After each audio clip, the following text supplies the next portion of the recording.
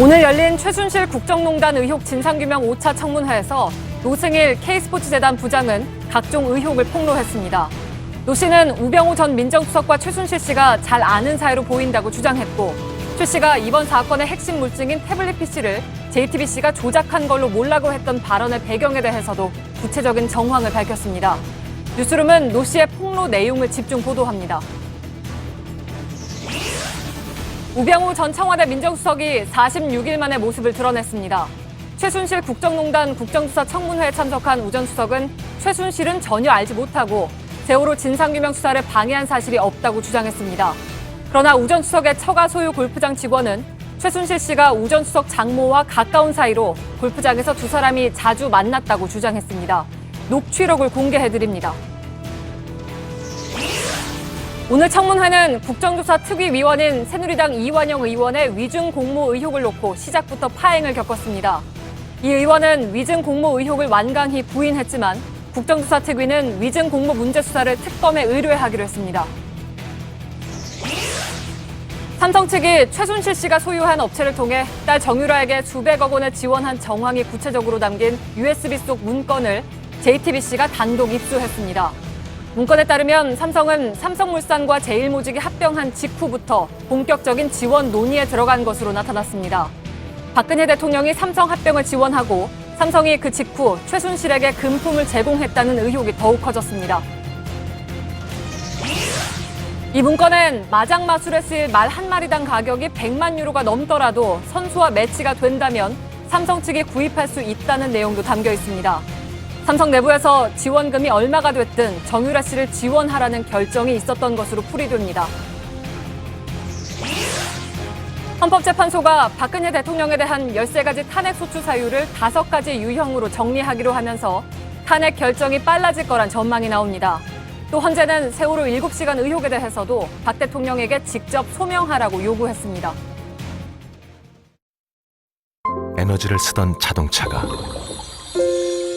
수소로 에너지를 만드는 시대로 현대자동차.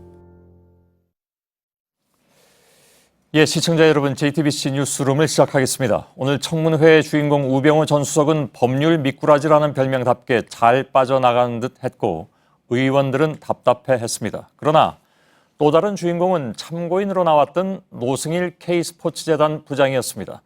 우병우 전 수석의 이른바 최순실 모르쇠를 반박하는 증언을 쏟아냈고 한편에서는 이를 뒷받침하는 녹취록도 공개됐습니다. 잠시 후에 다 들려드리겠습니다. 오늘 JTBC는 삼성과 박근혜 대통령 그리고 최순실을 연결하는 삼각고리를 뒷받침하는 단독 보도를 준비하고 있습니다. 이 부분이 밝혀지면 대통령에 대한 뇌물죄 혐의는 보다 명확해집니다.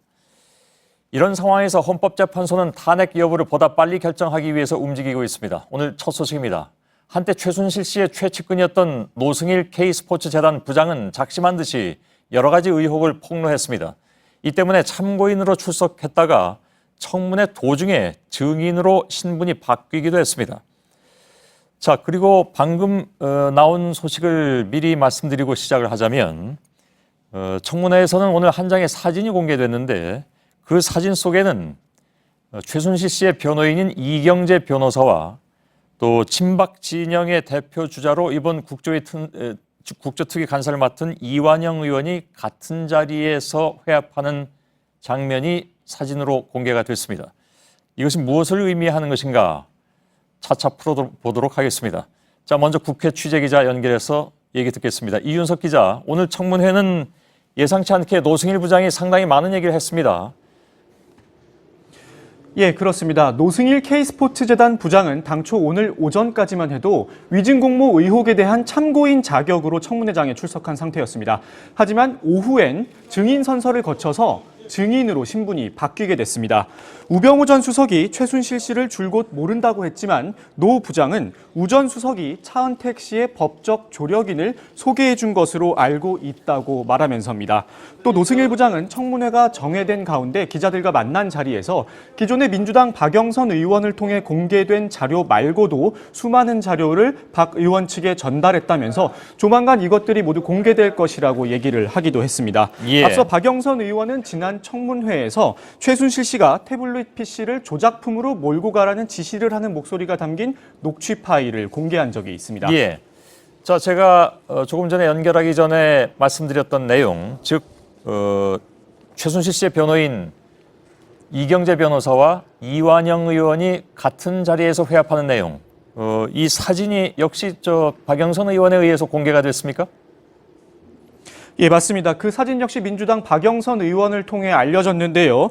최순실 씨의 변호인인 이경재 변호사와 여당 간사인 이완영 의원이 사전에 알고 지냈다는 내용입니다. 이 부분은 이어지는 뉴스룸 2부 연결 때 자세히 전해드리도록 하겠습니다. 예. 그 전에 저희들도 이 내용을 따로 리포트로 제작을 해서 여러분들께 전해드리겠습니다. 물론 이윤석 기자는 현장에서 좀 더 보충 취재를 해야 될 것 같고요.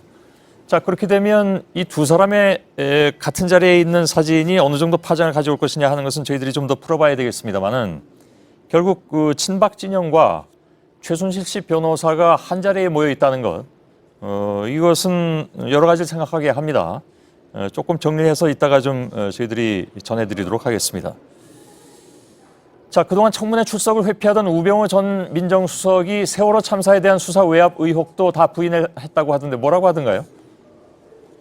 네, 그렇습니다. 2014년 6월 광주지검이 해양경찰청 본청을 압수수색할 당시 우병우 전 민정수석이 전화를 걸어 압력을 행사했다는 의혹이 있었습니다. 우 전 수석은 모 부장검사와 통화한 사실은 있다고 인정했습니다. 예. 다만 전화통화의 목적이 당시 검찰이 해경을 압수수색하는 과정에서 영장에 없는 서버를 압수하려고 하자 이를 해경이 가로막았고 국가기관 사이에 갈등이 생기는 것을 걱정해 자신이 상황 파악만 했을 뿐이라고 해명했습니다. 이에 대해서 우병우 전 수석의 발언에 대해서 국정조사위원들은 당시 검사의 증언이 있는데 무슨 말이냐며 위증이라고 강하게 질타하기도 했습니다. 예. 지금 정회 중인가요? 예, 제가 조금 전에 연결 들어가기 전까지 계속 청문회가 진행 중이었기 때문에요. 지금 정해된 상태인지는 제가 아직 알 수 없는 상황입니다. 알겠습니다. 계속 좀 취재를 부탁을 하겠습니다. 이따 다시 연결하도록 하죠. 이윤석 기자였습니다. 앞서 보신 것처럼 우 전 수석은 최순실 씨와 관련된 의혹을 모두 부인했습니다. 그런데 오늘 청문회의 주인공은 말씀드린 대로 증인인 우병우 씨보다는 참고인인 노승일 씨였는지도 모르겠습니다. 결국 증인으로 신분이 바뀌어버리고 말았는데요. 최순실 씨가 세운 K스포츠재단의 노승일 부장이 나와서 우병우 전 수석의 주장을 뒤집는 정황을 다 폭로했기 때문입니다. 우 전 수석이 최순실의 최측근 차은택 씨에게 현직 검사장을 소개해주고 법률적 도움을 받게 했다는 주장도 포함되어 있습니다. 노 부장이 지칭한 현직 검사장은 현재 대검에서 부패범죄특별수사단장을 맡고 있는 김기동 검사장입니다. 이서준 기자입니다. 우병우 전 민정수석은 최순실 씨의 최측근이자 문화융성 사업을 주도한 차은택 씨를 아는지 묻는 질문에 모른다고 답했습니다. 하지만 최 씨가 설립한 K스포츠재단의 노승일 부장은 우 전 수석이 차은택 씨에게 현직 검사장을 소개해줬다는 말을 들었다고 말했습니다. 차은택의 법적 조력자가 김기동이고 김기동을 소개시켜준 사람이 우병우 수석이라는 말은 들었습니다. 누구한테 들었습니까? 고영태한테 들었습니다. 김기동 검사장은 현재 대검사나 부패범죄 특별수사단장을 맡고 있습니다. 우 전 수석은 사실 무근이라고 답했습니다. 차은택 씨든 김기동 씨든 여기서 불러서 확인해 봤으면 좋겠습니다. 김 검사장도 차은택 씨와 고교 동기인 후배 검사가 같이 저녁 식사하는 자리에 불러 명함을 주고받은 게 전부라며 이후 차 씨를 만나거나 연락한 적이 없다고 말했습니다. 참고인으로 출석한 노승일 부장 발언으로 파장이 일자 특위는 노 부장을 정식 증인으로 채택했습니다. 이어진 추가 진술에서 노 부장은 해당 내용을 최순실 씨 측근 고영태 씨에게서 들었고 고 씨는 이성환 전 미래재단 사무총장에게서 들은 것으로 안다고 주장했습니다. JTBC 이서준입니다. 예, 이렇게 오늘 청문회에서 눈에 띄는 사람은 노승일 K스포츠재단 부장이었습니다. 최순실 씨의 측근이기도 했던 노 씨는 이번 사건과 관련된 각종 의혹을 폭로했습니다. 송지혜 기자의 보도를 보시고 서복현 기자와 함께 노 씨 발언의 의미를 좀 짚어보겠습니다. 큰일 났네. 그러니까 예. 그한테 정신 바짝 차리고 걔네들이 네. 이게 완전히 그 조작품이고 얘네들이 네. 이거를 이거 훔쳐가지고 지난주 청문회에서 더불어민주당 박영선 의원이 공개한 최순실 씨와 노승일 K스포츠재단 부장의 통화 녹취록입니다. 오늘 청문회에 출석한 노 부장은 기자들과 만나 해당 통화가 10월 이루어졌다고 말했습니다. 검찰 조사를 받던 중 검사의 설득으로 최 씨에게 전화를 걸었다는 겁니다. 근데 녹취를 그냥 저도 단순히 최순실 검사의 목소리만 듣고 싶다고 해서 그렇게만 녹음하려고 그랬어요. 한때 최순실 씨의 측근이었던 노 부장은 처음부터 최 씨를 신뢰할 수 없었는데 특히나 지난해 여름 독일에서 결정적으로 관계가 틀어졌다고 말했습니다. 그래서 모든 관련 의혹을 한국에 가서 터뜨리겠다고 마음먹었다는 겁니다. 이를 위해 자료도 많이 챙겨놨다고 주장했습니다. 제가 자료를 하나둘씩 다 모아놔요. 그래서 제가 영태한테 전화를 합니다. 내가 한국 들어가면 터뜨리겠다. 노 부장은 이 자료의 내용이 대통령과 최 씨 그리고 대기업의 관계를 담고 있다는 점을 시사했습니다. 박근혜라는 거대한 상과 그다음에 박근혜 옆에 있는 거머리 최순실과 그다음에 삼성이라는 데하고 싸워야 돼요, 저는. 그러면서 이런 사실을 검찰에 이미 모두 진술했다고도 말했습니다. JTBC 송지혜입니다. 예, 노승일 K스포츠재단 부장의 이러한 폭로들은 이번 사건의 또 하나의 핵심 변수가 될 것으로 보입니다. 취재 기자와 한 걸음 더 들어갑니다. 서복현 기자가 나와 있습니다. 일단 노 부장은 최순실 씨의 정말 그 핵심 측근이었잖아요. 네, 그렇습니다. 예. 이 최 씨가 지배한 K스포츠재단 부장이었고요. 또 최 씨가 독일의 회사 비덱을 세웠는데 그 전신이 바로 코레스포츠였습니다. 예. 그 코레스포츠에서도 일을 했습니다. 그러니까 이 과거 최 씨의 행적에 대해서 누구보다도 잘 알고 있을 인물이고요. 아마도 그렇기 때문에 독일에 있는 최 씨가 한국에서 전화를 걸었는데 바로 받았을 것으로 보입니다. 예. 지난번에 박영선 의원이 공개한 최순실 육성 파일, 예. 그것과 관련한 얘기도, 그러니까 어떻게 해서 그걸 하겠다, 녹음을 하게 되는지 그것도 경위도 오늘 얘기했죠. 예, 그렇습니다. 예. 이 결정적 계기는 검찰 조사를 받던 와중에 검사가 이 최 씨의 목소리만이라도 듣게 해달라 이런 부탁을 받았고 그래서 이 전화 통화가 이루어졌다고 하는데요. 그러니까 검찰 조사는 지난 10월 25일에 받았고요. 이틀 뒤인 10월 27일에 통화가 이루어진 겁니다. 예. 아시겠지만 이때는 10월 24일에 JTBC가 태블릿 PC를 보도를 했었죠. 그 이유입니다. 예. 이건 뭐 아무튼 결정적인 계기였던 것이었는데 그 전에도 최 씨에 대한 그 뭐랄까요 좀 불만 이런 게 좀 있었습니까? 예, 그렇습니다. 결정적인 계기가 바로 이제 검사의 부탁이었고요. 예. 그 전에도 이런 상황은 사실상 예견돼 있었습니다. 직접 한번 노 씨의 얘기를 들어보시죠. 예. 삼성하고 계약 끝나자마자 최순실이 바로 나가라 그래요, 이제. 제가 이제 그 세후 350을 원했어요. 최순실 씨한테. 한국에서 200만 원을 챙겨주고 독일에서는 150만 원을 받아라. 저로서는 독일에 이민 간 마음도 있었기 때문에. 예. 결국 이제 최 씨에 대한 배신감이 상당 부분 작용했다 이렇게 볼 수도 있을 것 같습니다. 그런데 최 씨와의 육성 녹음 얘기로 돌아가면 최 씨의 육성 파일이 조작됐다 이런 얘기도 나온 것 같은데 그 부분에 대해서도 물론 부인을 했죠. 예, 그렇습니다. 결론적으로 얘기하면 노 씨는 그런 답변을 유도하지 않았고 최 씨가 스스로 얘기했다 이렇게 얘기했는데요. 직접 한번 이 대목도 들어보시죠. 예. 원래 최순실하고 저하고 통화했던 그 전화가 아니라 독일 핸드폰으로 부재중 수신이 와요. 그래서 제가 그 전화를 눌러서 이 통화를 하면서 녹취를 합니다. 공개하겠지만 들어보시면 본인 술술술술 얘기합니다. 예, 그러니까 이 최 씨가 스스로 다 얘기를 했다라는 거거든요. 그런데 이 육성에는 사건 조작을 지시하는 내용들이 담겼습니다. 그런데 최 씨가 스스로 얘기했다면 이 조작 지시의 신빙성이 훨씬 높아지는 것이죠. 예. 알겠습니다. 검사의 부탁으로 통화를 했다는 것이면 그 통화 내용을 물론 검찰이 알고 있다는 얘기잖아요. 그리고 저희가 듣기로는 그때 이 검사가 지금 특검에도 들어가 있다고 들었습니다. 예, 그렇습니다. 예. 일단 검찰 제출 여부는 저 대화가 정해 시간에 짧은 시간에 이루어졌기 때문에 제출 여부까지는 아마 확인이 안 됐는데 이미 검사의 부탁으로 녹음을 했다면 아마 제출됐을 것으로 보입니다. 그런데 앞서 보도했지만 그 녹음 파일에는요, 이 최 씨가 걔네들이 조작품이고 훔친 것으로 몰아야 된다 이렇게 JTBC 보도한 태블릿 PC에 대해서 조작 지시를 내렸거든요. 그리고 또 SK에 대한 80억 원의 투자 유치에 대해서도 조작 지시를 내렸고 이런 부분들이 검찰에 제출이 됐다면 아마 수사에도 상당 부분 중요 증거로 쓰일 것으로 보입니다. 예. 그 검사가 지금 뭐 특검에도 들어가 있으니까 당연히 특검에서도 그 방향에 대한 조사가 다 있겠죠. 그렇죠. 예. 옆자리에 고영태 씨와 고 씨의 친형도 있었다는 얘기는 뭡니까? 예, 일단 본인이 통화를 할 때 조작이 아니다. 예. 옆에 목격자들도 있었다라고 했는데 그 목격자가 바로 이 고영태 씨, 또 고영태 씨의 친형이고요. 녹음된 장소도 오늘 특정을 해서 얘기를 했습니다. 경기도 오산에서 녹음을 했다. 이렇게 얘기를 했습니다. 그런가요? 예. 노승일 씨가 가지고 있던 관련 자료들, 이게 박영선 더불어민주당 의원에게 넘겼다고 했는데 예. 그건 어떤 내용들일까요?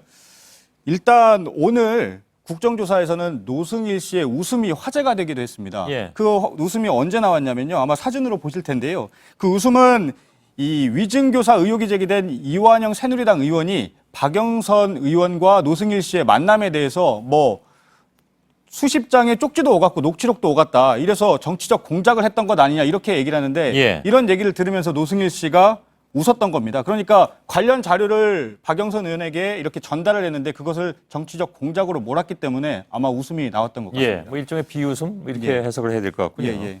핵심은 이제 박영선 의원한테 넘어간 그 자료들인데 예. 이 부분을 아까 노승일 씨가 앞으로 공개될 거라고 얘기했잖아요. 박영선 의원의 의견도 궁금하고 어떻게 얘기가 나오고 있습니까? 예, 그 부분에 대해서도 직접 언급을 했는데요. 예. 한번 들어보시죠. 녹취록만 넘긴 게 아니에요. 제가 갖고 있는 검찰에 다 들어갔던 자료, 청와대 문건이나 문체부 문건을 제외한 나머지를 다 제가 박영선 의원님한테 전달했기 때문에 장시간이 필요했던 거고 앞으로도 엄청난 시간이 필요할 것 같아요. 예. 그 안에 자료 내용들이 상당히 중요할 것 같은데 예. 어떤 내용들이 있을까요? 이게 예측을 해볼 수 있는 건가요? 일단 현재로서는 어떤 자료인 것까지는 얘기를 하지 않았습니다. 예. 하지만 이 노 씨가 저렇게 언론 인터뷰를 하면서요. 싸워야 할 대상에 대해서 구체적으로 명시를 했습니다. 예. 그걸로 아마 추정이 가능할 것 같은데요. 직접 한번 들어보시죠. 예. 위증이다 아니다 여기 싸울 때가 아니에요. 저는 뭐냐면 거대한 상과 싸워야 돼요. 청와대라는 박근혜라는 거대한 상과 그다음에 박근혜 옆에 있는 거머리 최순실과 그다음에 삼성이라는 데하고 싸워야 돼요. 저는. 예. 예. 언급한 대상이 박 대통령 또 최순실 씨 그리고 삼성을 언급했습니다. 예. 실제 노 씨는 삼성 관련 자료도 추가적으로 가지고 있다 이러면서 추가 폭로를 예고하기도 했습니다. 아, 그래서 그건 본인 직접 내놓는다 이런 얘기인가요? 일단 박영선 의원에게 모든 자료가 넘어갔기 때문에요. 아마 예. 공개 여부는 양측 간에 협의가 있지 않을까 이렇게 생각하고 예, 있습니다. 알겠습니다. 앞에 보면 최순실 씨 육성에 대해서도 앞으로 공개하겠지만 이렇게 얘기를 했습니다. 예. 최 씨의 육성 파일이 더 있다는 얘기인가요? 예, 그렇습니다. 일단 박 의원도 일부만 공개를 한 것으로 파악이 됐고요. 하긴 그 당시에 공개됐던 것이 뭐 그렇게 길진 않으니까. 예, 그렇죠. 예. 그리고 실제 통화는 더 길게 이루어진 것으로 보입니다. 그렇다면 그 녹취에는 이 추가적인 각 기업들에 대한 어떤 모금에 대한 조작 지시 또 이 태블릿 PC에 관련된 내용들이 있을 수도 있고요. 예. 그런 것들이 더 있다는 얘기인데 이건 역시 공개되면 큰 파장이 일 것으로 보입니다. 예, 알겠습니다.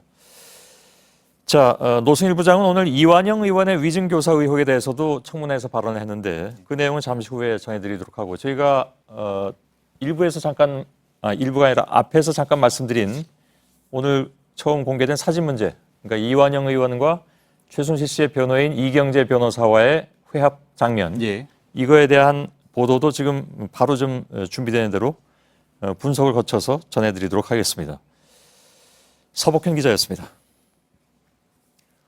오늘 열린 5차 국정조사 특위 청문회는 사실상 우병우 청문회였는데요. 그러나 모든 의혹에 대한 답변은 아니다와 모른다 그리고 미흡했다였습니다. 장시간의 예행 연습을 했다고 알려졌지만 답변 내용만 놓고 보면 연습도 필요 없지 않았을까 싶을 정도였습니다.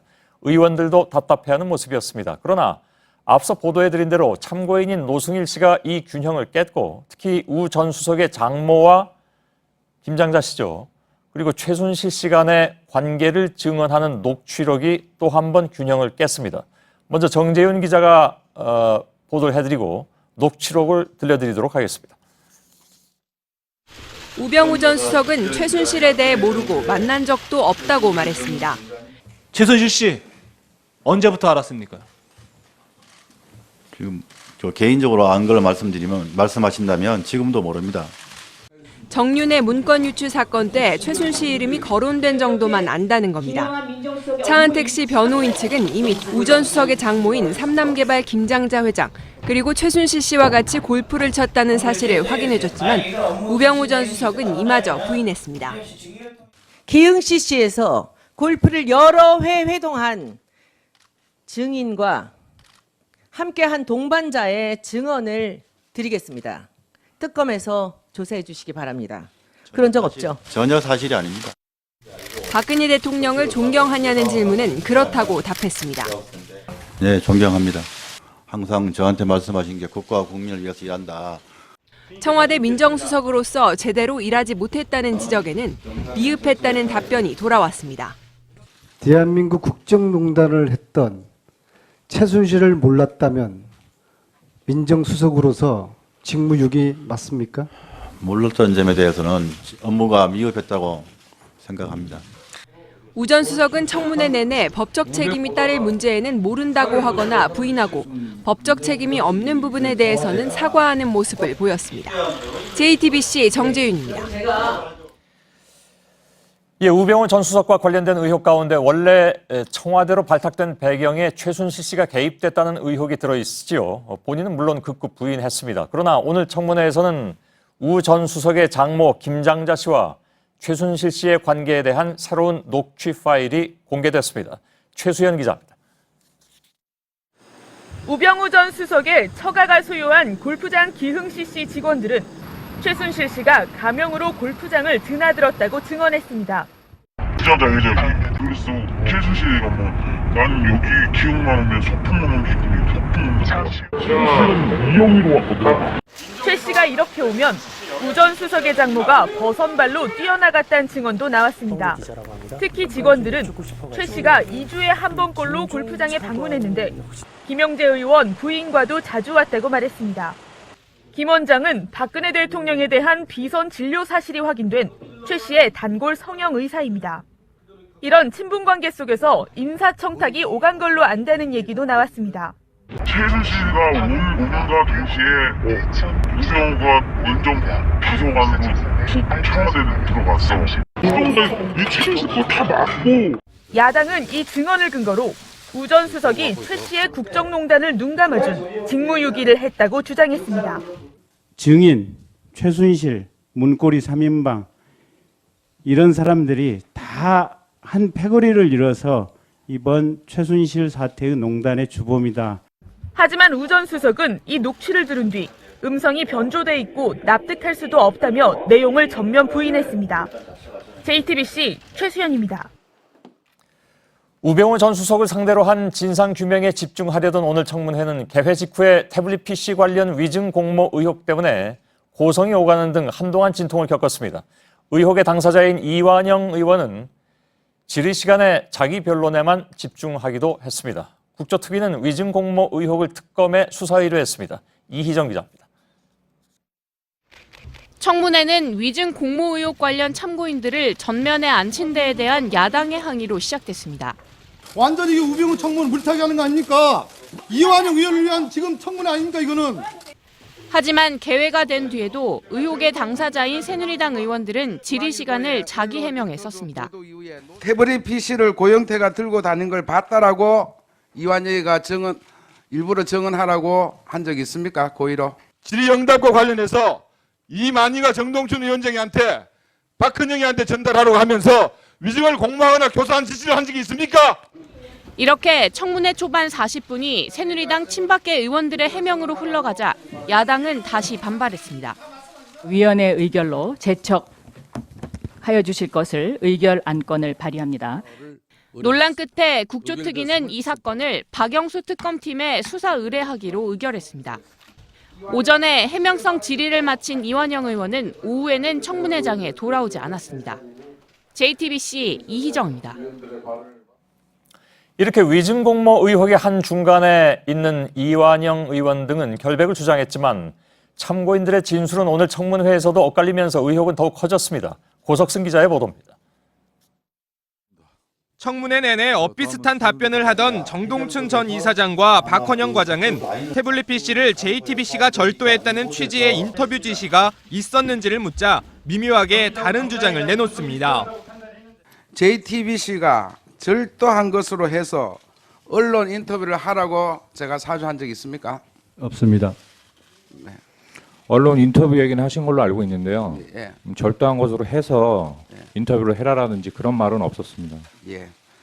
짧게 없다고만 한 정 전 이사장과 달리 박헌영 과장은 인터뷰 지시는 받은 적이 있다고 시인한 겁니다.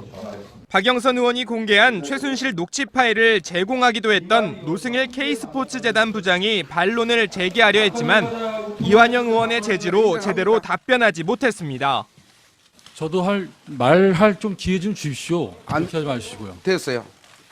이후 이어진 이만희 의원의 질의 역시 위증 공모 의혹 해명에 집중됐습니다. 이 과정에서 노승일 부장은 박헌영 과장의 발언을 정면으로 반박했습니다. 정동춘 이사장 왈 이완영 의원한테 전화가 왔는데 태블릿 PC는 절도로 그다음에 고영태가 태블릿 PC를 가지고 다녔다로 기사를 인터뷰를 좀 해달라. 그 내용이고요. 노승일 부장은 박헌영 과장이 청문회에서 태블릿 PC 관련 질문을 받게 될 것도 미리 알았다고 말했습니다. 가는 이동 중에 박헌영 과장이 이런 얘기를 합니다. 청문회에서 태블릿 PC에 대해서 나한테 질문이 올 건데 그러니까 최순실이 그건 고영태 거니까 놔둬라. 나중에 문제가 생길 수도 있다. 박헌영 과장은 이에 대해서도 태블릿 PC 관련 답변을 사전에 지시받은 적이 없다고 주장했습니다.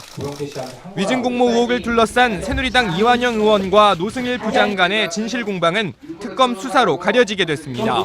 JTBC 고석승입니다. 예, 이렇게 최순실 씨 국정개입 청문회에서 위증 공모 의혹을 받는 이완영 새누리당 의원과 최 씨 측의 이경재 변호사가 음식점에서 함께 찍힌 사진이 청문회장에서 공개돼 파문이 일고 있습니다. 특히 사진 속의 모습에서 두 사람은 반팔 차림이어서 최소한 최순실 씨 사건이 본격화하기 이전의 모습으로 보입니다.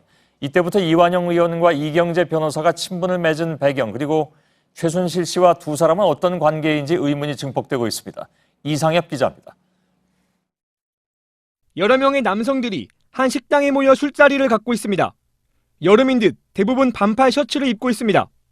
그런데 두 명의 얼굴이 눈에 띕니다.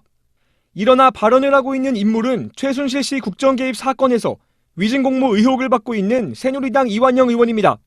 그의 왼쪽엔 웃는 얼굴로 앉아있는 인물이 보입니다. 바로 국정 개입 의혹의 핵심인 최순실 씨를 변호하고 있는 이경재 변호사입니다. 두 사람이 평소 알고 지냈다는 정황이 있는 사진입니다. 이 사진은 국정조사 특위 청문회에서 박영선 의원이 공개했습니다. 두 사람이 언제부터 알고 지냈는지, 최순실 씨와는 어떤 관계인지 논란이 커질 것으로 보입니다. JTBC는 이완영 의원 측의 해명을 듣기 위해 연락을 했으나 닿지 않았습니다. JTBC 이상엽입니다. 예, 이에 대한 이완영 의원의 해명이 나왔는데요. 고령 사람이다. 사진이 재경 고령 향후의 사진이다. 그러니까 국회의원 되고 나서 향후에 가서 알았고 19대 때 들어와서 안 것이다. 국조특위하면서는 만난 적이 없다. 이렇게 해명을 내놨습니다. 세월호 7시간 의혹도 오늘 청문회의 중요한 이슈였습니다. 청와대 근무 중이었던 간호장교 조여옥 대위는 박 대통령에게 태반 주사를 놓았던 적은 있지만 성형시술 의혹에 대해서는 부인했습니다. 그런데 조 대위는 참사 당일 대통령 담당인 의무동이 아닌 직원을 담당하는 의무실에서 근무했다면서 기존에 자신이 했던 말을 바꾸기도 했습니다. 안태훈 기자입니다. 국조특위 위원들은 조여옥 대위를 상대로 비선 진료와 성형시술 의혹을 집중적으로 물었습니다. 박근혜 대통령이 얼굴에 주사 처치를 한 적이 있습니까? 얼굴에 주사 처치한 적은 없습니다. 목에 혈관 주사 놓은 적이 있습니까? 어디에 말씀? 목에도 놓은 적이 없습니다. 조 대위는 필러와 리프트 등 성형시술 의혹도 전면 부인했습니다. 그러나 이미 JTBC의 보도로 세월호 참사 직후 성형시술을 했다는 의혹이 제기된 바 있습니다.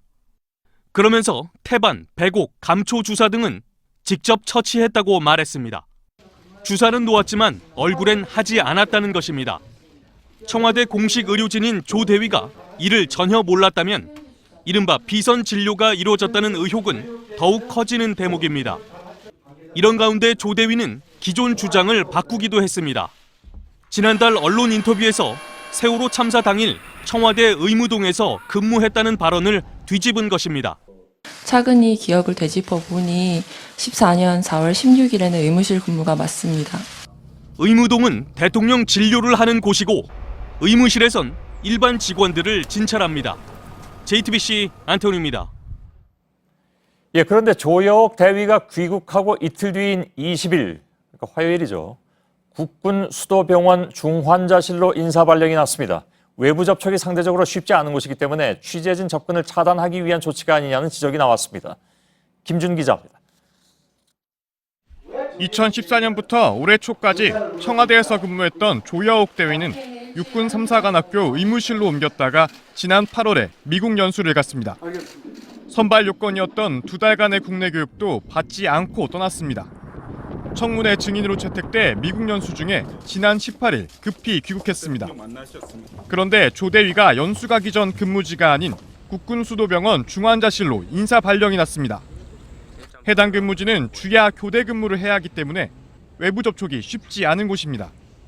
또 중환자실 근무 간호장교는 상당수가 독신자 숙소에서 지냅니다.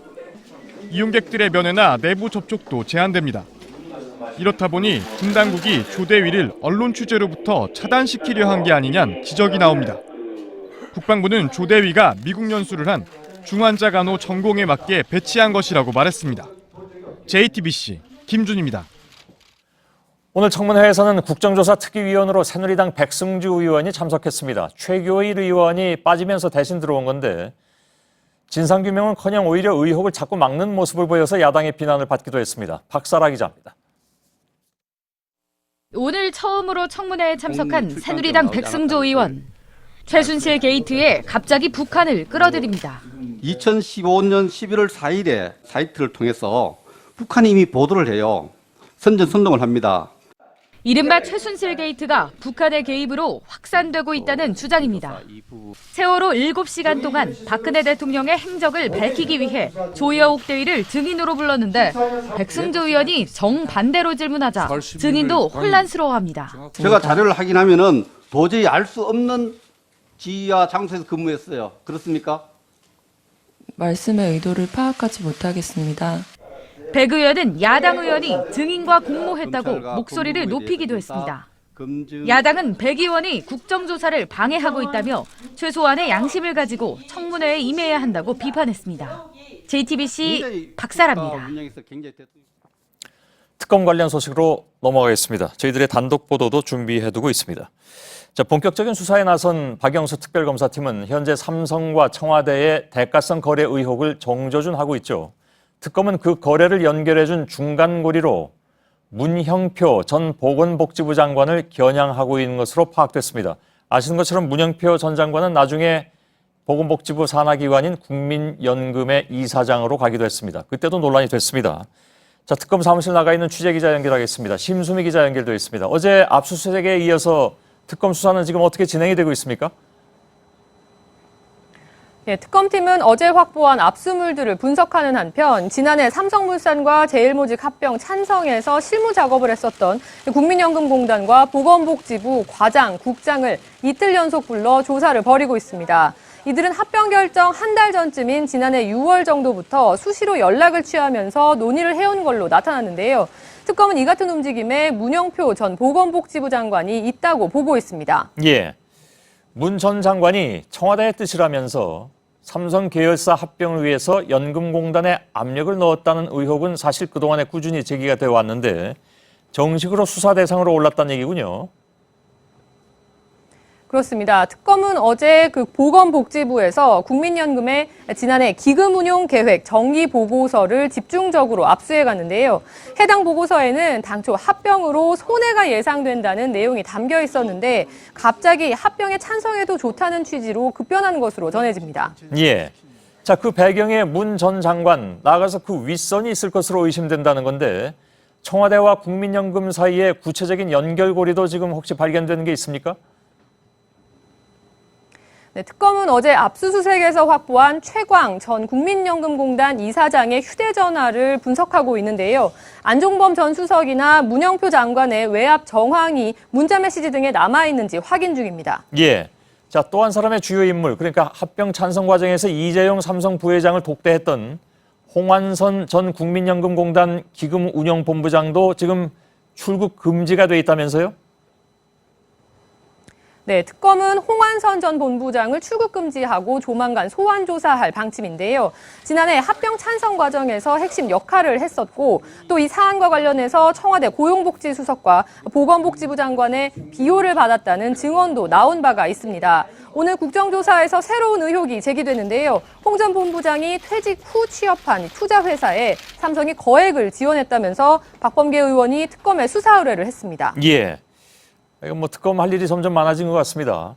최순실 씨에게 뇌물을 제공한 혐의를 받는 삼성그룹 그리고 이재용 부회장에 대한 수사는 어떻게 진행이 되고 있습니까? 네, 특검은 삼성이 최순실 씨에게 거액의 돈을 보낸 정황, 그 사실관계에 대해서는 대부분 확인을 마친 상태입니다. 따라서 특검은 삼성이 왜 돈을 줬는지 그 대가성 입증을 위해서 청와대와 보건복지부 또 국민연금공단 사이의 연결고리에 보다 수사력을 모은 다음에 이재용 부회장을 소환 조사할 방침입니다. 예, 심수미 기자가 특검에서 전해드렸습니다. 자, 이처럼 특검의 첫 번째 타겟은 명확합니다. 보신 것처럼 삼성입니다. 특검은 박근혜 대통령이 삼성 측에 특혜를 주었고 그러면 삼성이 최순실 씨에게 돈을 주었다는 이 삼각고리를 특정해 놓은 상태죠. 물론 그것이 확인된다면 박 대통령과 최 씨는 모두 뇌물수수의 공범이 됩니다. 저희 JTBC는 이것을 뒷받침할 만한 구체적인 자료를 단독으로 입수했습니다. 삼성물산과 제일모직이 합병한 직후부터 삼성의 최순실 씨 지원이 본격적으로 이루어진 내부 자료입니다. 여기에는 정유라 씨의 말은 10억 원이 넘어도 구입하라는 내용도 나옵니다. 먼저 이지은 기자의 단독 보도입니다. 지금 보시는 문건들은 삼성의 황성수 전무와 최순실 씨의 최측근인 박원호 전 승마협회 전무 그리고 최순실 씨가 지난해 주고받은 메일 속의 문건들입니다. 이 모두 30여 장인데요. 삼성이 최 씨의 개인 컨설팅 업체인 코레스포츠와 220억 원대의 승마 사업을 지원하는 계약 과정입니다. 10여 차례 서로 메일을 주고받으며 지원 내용을 상의하다가 지난해 8월 26일 양측 삼성과 코레스포츠가 독일에서 계약을 맺었습니다.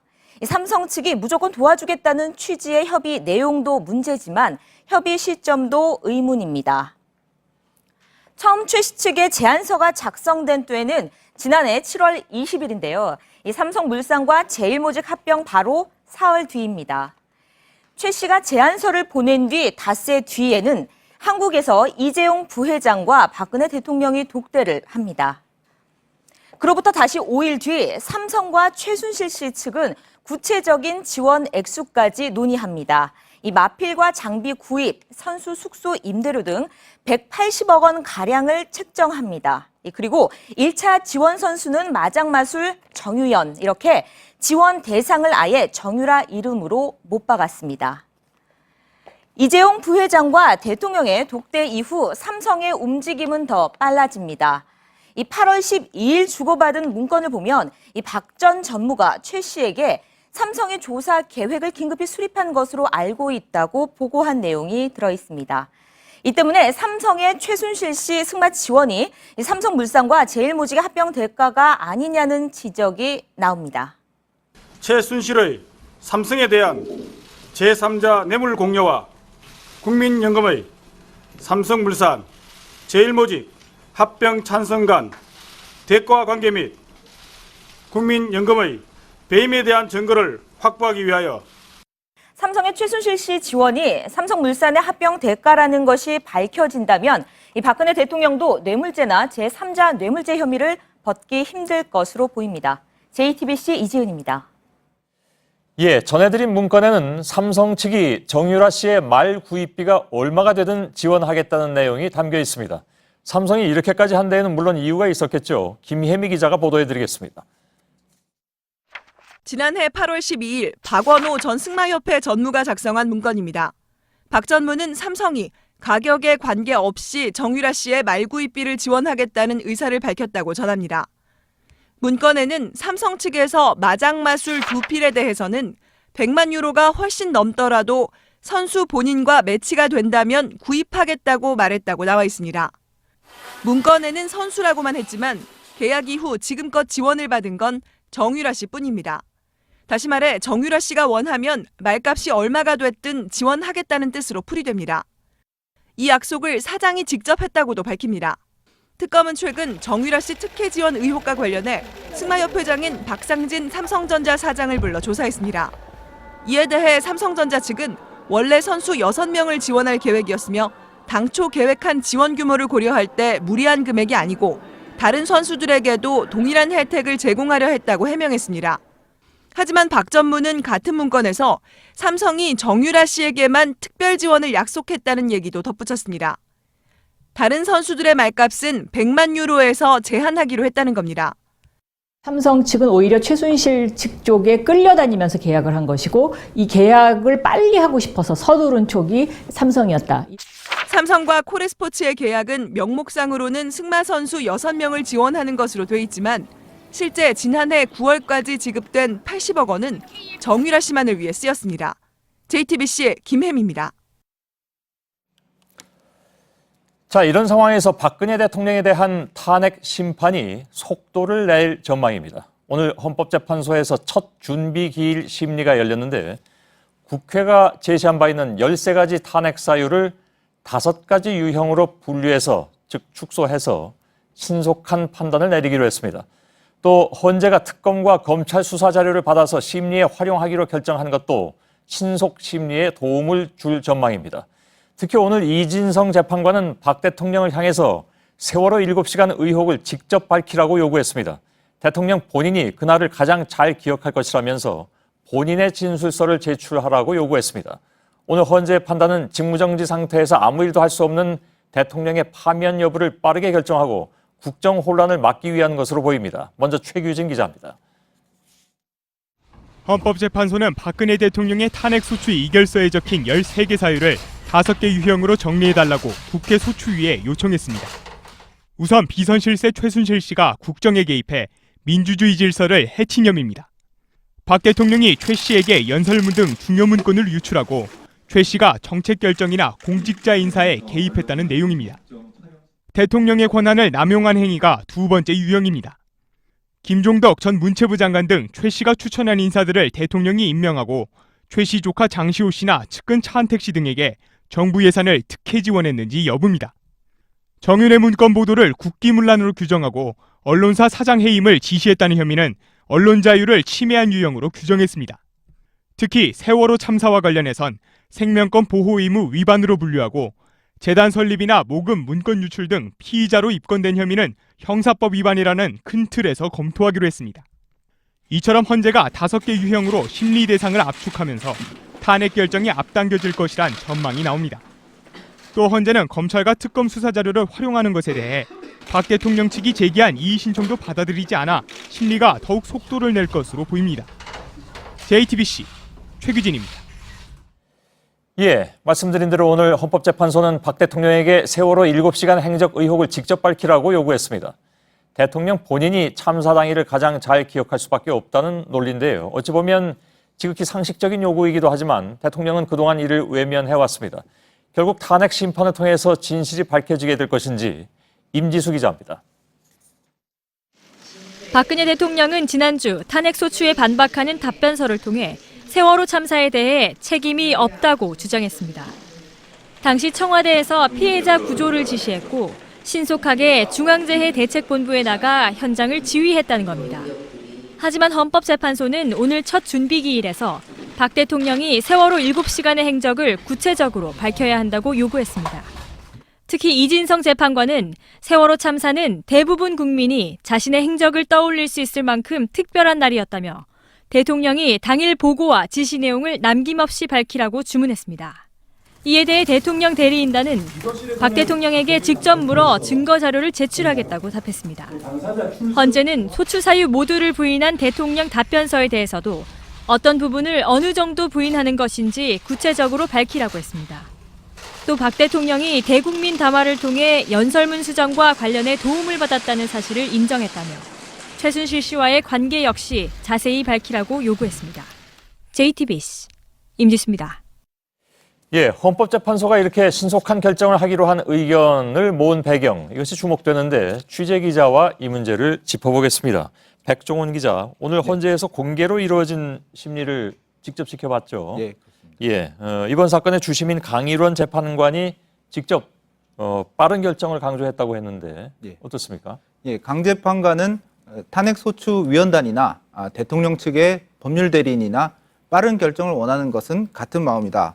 그렇게 얘기를 했습니다. 예. 이 말 한마디에 이번 사건을 대하는 헌재의 태도, 그런 것이 드러나 있다고 할 수가 예, 있습니다. 사실 판단이 늘어질수록 헌법재판소도 굉장히 곤란한 지경이 올 수 있기 때문에 예.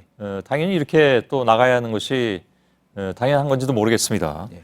빠른 심리를 하려면 근데 증거를 빨리 확보해야 되는데 지금 헌재가 특검이나 검찰의 수사 자료를 뭐 보겠다는 그런 얘기입니까? 예, 그렇습니다. 헌법재판소는 특검과 검찰의 수사 자료를 다 받아서 볼 생각인데 예. 이에 대해서 대통령 측 법률 대리인이 그건 안 된다라고 이의를 한번 제기했었는데요. 15일 날 제기했었는데 예. 오늘 헌재가 그것을 배척했습니다.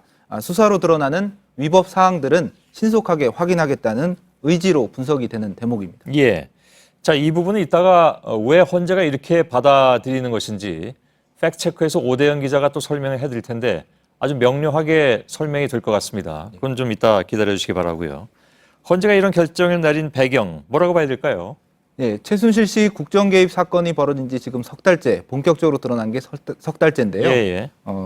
대통령 직무정지 상태가 계속되고 있고 국민들이 촉구하는 즉각적인 퇴진은 이루어지지 않고 있는 상황입니다. 예. 그래서 헌재가 어떤 국정 혼란을 수습하고 민주주의 훼손을 더 이상 놔둬서는 안 된다, 이렇게 판단을 하고 있는 것으로 보입니다. 예. 자, 헌재 재판관들의 경우에 지금 헌재 재판관들은 좀 보수적이다 이런 평가가 사실 좀 있어 왔습니다. 근데 사실 이런 문제에 있어서 그게 보수적이냐 아니냐 하는 것이 왜 관건이 돼야 되는지 상식적으로는 판단이 안 되는 부분이기도 하죠. 그래서 어찌됐든 그런 평가를 받는 상황에서 이렇게 적극성을 보이는 것, 원칙대로 간다는 것으로 봐야 됩니까? 예, 일단 성향을 좀 설명을 드리겠습니다. 예. 뭐 조심스럽긴 합니다만 지금 9명의 헌재 재판관 중에 박한철 소장 등 6명이 보수 성향으로 보통 분류가 됩니다. 예. 그리고 이번 사건의 주심인 강일원 재판관과 이정미 재판관이 중도로, 그리고 김희수 재판관이 진보로 지금 분류가 되는데요. 예. 하지만 보수나 진보나 성향이 어떻든 간에 지금 헌재의 어떤 입장은 신속한 재판만이 가장 중요하다, 이런 입장으로 오늘 볼 수가 있겠습니다. 예. 그래서 어찌 보면 보수야말로 이런 상황을 더 받아들여서는 안 되는 것이 아닌가라는 의견들도 있습니다. 이렇게 혼돈스러운 상황을. 아무튼 오늘 또 작심한 듯이 보이기도 했는데 대통령의 세월호 7시간 문제를 언급한 사람 이진성 재판관이죠. 네. 예. 이진성 재판관은 그 양승태 대법원장의 추천으로 헌법재판관이 됐고요. 정통 법관 출신의 보수 성향으로 일컬어지고 있습니다. 예. 그런데 이 재판관이 오늘 몇 분간에 걸쳐서 대통령이 직접 세월호 사고 당일 행적에 대해서 직접 나와서 밝히거나 아니면 자료를 직접 제출해라, 이렇게 요구를 했는데요. 예. 헌법재판관들이 이렇게 심판정에서 오늘 한 말은 즉흥적인 말이라고 할 수 없겠죠. 오랜 숙고와 공감대 속에서 나온 말이기 때문에 예. 지금 헌재의 내부 분위기를 반영해서 세월호 7시간 문제 등 주요 쟁점을 신속하게 판단하겠다는 그런 의지로 읽히는 대목입니다. 예. 알겠습니다. 보도해드리면서도 그런 생각이 계속 듭니다. 그러니까 보수라고 해서 꼭 친박으로 가야 되느냐, 그건 아니잖아요. 그죠? 예. 우리 모두가 다 알고 있다시피. 알겠습니다. 백종원 기자였습니다. 네, 어제 새누리당 비박계가 의원 35명이 오는 27일 다음 주 화요일에 탈당하겠다고 예고했죠. 그런데 이게 현실화하면 국회 선진화법상 새누리당은 법안의 본회의 처리를 막을 힘을 잃게 됩니다. 야권에선 개혁 법안을 통과시킬 적기가 다가온다고 목소리를 높이고 있습니다. 박병현 기자입니다. 오는 27일 새누리당은 갈라집니다. 예고한 대로 1차로 35명만 탈당을 해도 새누리당의 의석수는 128석에서 93석으로 줍니다. 그런데 제적 5분의 2인 120석 이하가 되면 나머지 당들이 법안의 신속 처리를 시도할 경우 막을 수가 없습니다. 국회 선진화법에 따라섭니다. 야권이 추진해온 법안들의 통과 가능성이 갑자기 커지게 되는 겁니다. 야당의 기대감은 커지고 있습니다. 지금은 국회 선진화법에 가로막혀서 촛불 시민혁명이 요구하는 적폐청산과 개혁까지를 국회가 제대로 해내고 있지 못하고 있습니다. 국민의당 안철수 전 대표도 고위공직자 비리수사처, 이른바 공수처 설치법과 공정거래법 등의 조속한 처리를 촉구하고 나섰습니다. 더불어민주당도 의석수 지형 변화를 앞두고 검찰청법과 독점규제 및 공정거래법 등의 통과를 추진 중입니다. 조만간 신당으로 갈 새누리당 비주류도 경제와 노동 관련 입법에서 기존 야당과의 연대 가능성을 열어두고 있습니다. 경제, 노동, 복지, 교육 이런 분야는 정말 열린 마음으로 개혁적으로 합리적으로 간다. 새누리당 분당 사태가 장기 미처리 법안 처리 전망에도 영향을 끼치고 있습니다. JTBC 박병현입니다. 대통령을 비롯한 핵심 인물들은 여전히 혐의를 부인하는 가운데 시민들의 촛불 집회는 이번 주말에도 이어집니다. 일요일이 성탄절이어서 콘서트나 각종 사전 행사가 예정돼 있는데요. 대통령 조기 탄핵을 촉구하는 목소리도 더 커질 것으로 보입니다. 신진 기자입니다. 박근혜 대통령 퇴진을 촉구하는 시민들이 이번 주말에도 촛불을 밝힙니다. 주최 측은 민심을 더 구체적으로 전달하겠다며 정권 퇴진보다 한 단계 나아간 조기 탄핵을 주장할 계획입니다. 박 대통령에 이어 최순실 씨도 혐의를 전면 부인하고 있는데 탄핵을 늦추려는 꼼수로 보고 있는 겁니다. 박근혜 최순실 일당은 자신들의 잘못을 철저히 부정하고 은폐함으로써 시간을 벌고 혹시라도 그를 통해서 헌재에게 정치 공작, 헌재에게 부당한 어떤 신호를 주고 그러면서 내일 오후 헌법재판소 앞에서 조기 탄핵을 요구하는 기자회견을 열겠다고 밝혔습니다. 청와대와 헌법재판소, 총리공관까지 세 군데 방향으로 진행되는 행진과 행사는 지난 주말과 똑같습니다. 참가자들이 산타 복장을 하고 행진을 하거나 캐롤 가사를 바꿔 부르는 등 크리스마스 분위기에 맞춘 사전 행사도 열립니다. 박사모 등 친박단체들도 같은 날 덕수궁 주변에서 탄핵 반대 집회를 열 계획입니다. 친박단체들은 야광 태극기를 들고 LED 촛불에 대응하겠다고 말했습니다. JTBC 신진입니다. 중국이 한반도 사드 배치를 이유로 한국 기업에 대한 투자 계획을 철회했습니다. 한류 기업과 수출업체에 대한 보이지 않는 중국의 제재는 계속돼 왔지만 이렇게 사드 보복이 공식 확인된 건 처음입니다. 이주찬 기자입니다. 웹사이트 사용자 프로그램이나 휴대폰 앱, 모바일 게임 등을 개발하는 코스닥 상장사 투비소프트입니다. 이 업체는 올해 2월 중국 상하이 시정부 국영투자기관과 1,000억 원 규모의 사모펀드를 조성하는 합의각서를 체결했습니다. 그런데 중국 측으로부터 일방적인 계약 해지 통보를 받았고 한국 지사에 파견한 직원도 모두 돌아갔다고 밝혔습니다. 투비소프트는 공시를 통해 최근 사드 배치 등 민감한 사항으로 더 이상 계약을 지속하기 힘든 상황이라며 협력을 중단한다는 공문을 받았다고 명시했습니다. 그동안 사드 배치와 관련해 한국 기업과 상품에 대한 중국의 비공식적인 견제는 계속 이어져 왔습니다. 사드 배치 발표 직후 중국 당국은 상용비자 발급을 제한했습니다. 대표적인 대중국 수혜 업종인 화장품 업계는 중국의 이유 없는 반품과 한국 연예인 모델 광고 제한이 계속되고 있다고 전했습니다. 올해 하반기 매각을 추진한 ING생명은 입찰 참여 의사를 밝힌 중국 기업 3곳이 사드 배치 결정 이후 인수 의사를 접어 매각을 사실상 중단했습니다.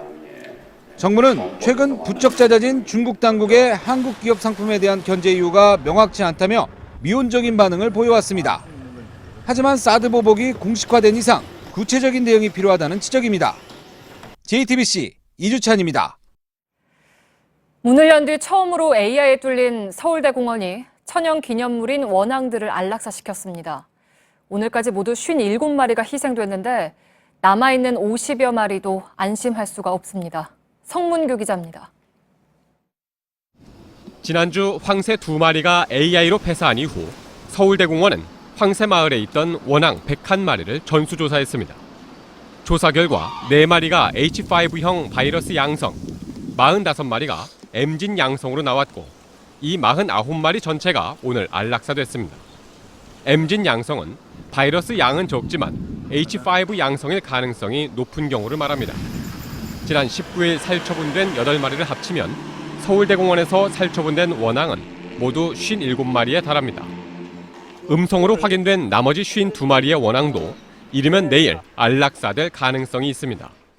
보통 농장이라면 AI 발생 지점에서 반경 500m 안의 모든 조류를 살처분하지만 동물원의 천연기념물은 기준이 없습니다. 결국 문화재청은 서울대공원 측 질의에 대한 답변 형식으로 전염성이 많은 오리류는 음성 판명된 경우라도 신속하게 처리한다는 기준을 제시했습니다. 서울대공원은 황새마을에 차단막을 설치해 외부와 격리하고 황새마을 내에 있는 천연기념물 노랑부리 저새와 홍따오기 등 나머지 12종 74마리의 조류에 대해서도 AI 감염 여부를 확인하고 있습니다. JTBC 성문규입니다. 다국적 가구기업 이케아가 넘어진 서랍장에 깔려 숨진 미국 어린이 3명의 가족에게 총 5천만 달러, 우리 돈 600억 원을 지급하기로 합의했습니다. 약하게 당겨도 넘어지는 말름 서랍장에 깔려서 숨지거나 다치는 사고가 이어지는 가운데 이뤄진 조치입니다. 이케아는 국내에서 고정장치를 제공하는 데 그쳤다가 비난 여론이 일자 뒤늦게 리콜에 들어갔습니다.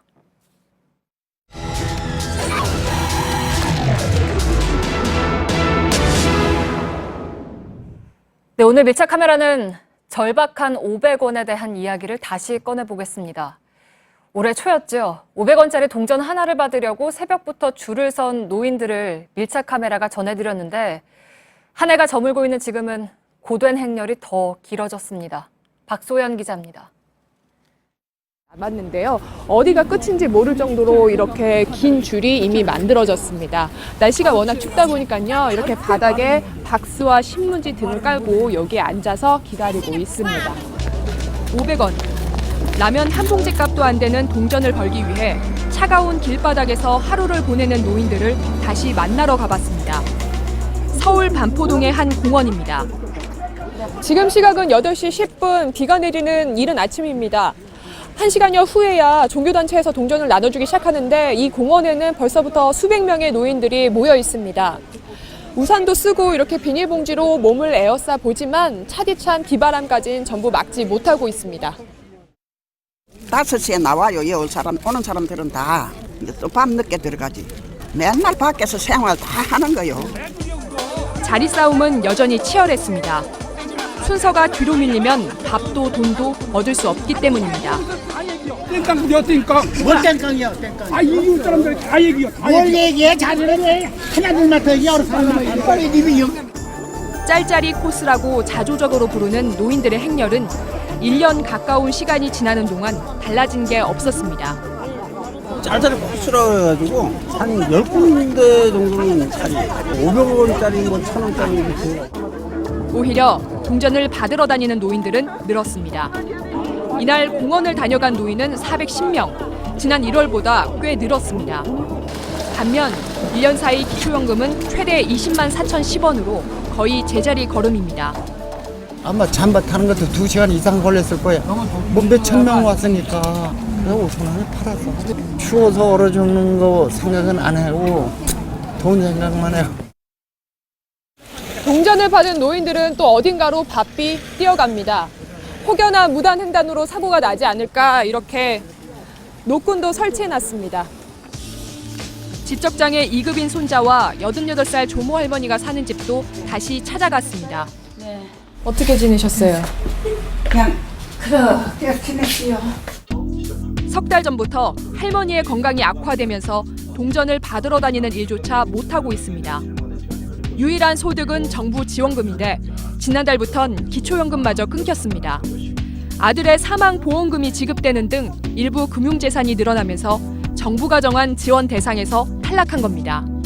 한 달 생활비는 국민연금과 손자의 장애인연금 등 총 38만 5천여 원입니다. 아이고 지금도 살고 싶은 생각은 없어요. 얘도 저기 어디 시설에다 넣는다고 저거 했는데 그렇게 또 자리가 없어서 그런지 안 들어가네. 노년층의 삶은 더 팍팍해지고 있습니다. 얼마 전 통계청 등이 발표한 조사를 보면 65세 이상 노인층 빈곤율은 46.9%. 노인 2명 가운데 1명은 빈곤에 허덕이고 있습니다. 거기 어때요? 비참하죠?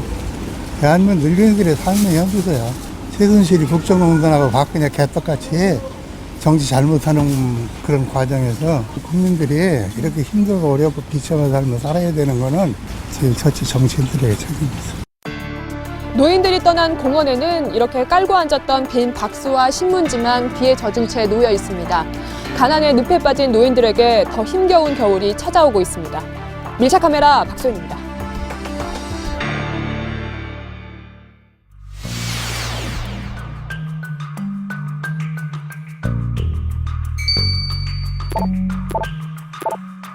미꾸라지에 대해서 위원장님께서 제거해 주십시오.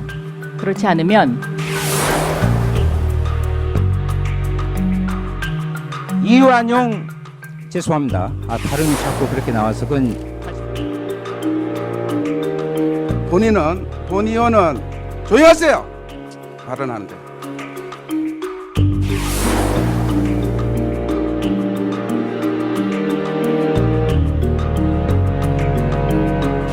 저도 말할 좀 기회 좀 주십시오. 그렇게 하지 마시고요. 됐어요.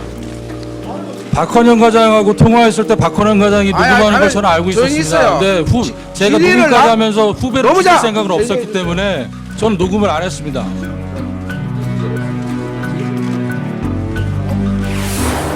이렇게 확실하게 저는 나온 것은 저는 이제 결백을 입증받았다라고 생각합니다.